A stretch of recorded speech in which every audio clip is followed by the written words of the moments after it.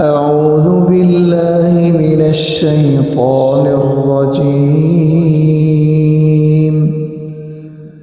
بسم الله الرحمن الرحيم. قل يا أيها الكافرون لا أعبد ما تعبدون ولا أنتم عابدون ما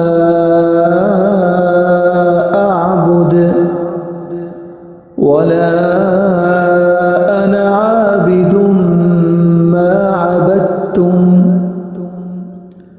ولا أنتم عابدون ما أعبد. لكم دينكم ولي دين.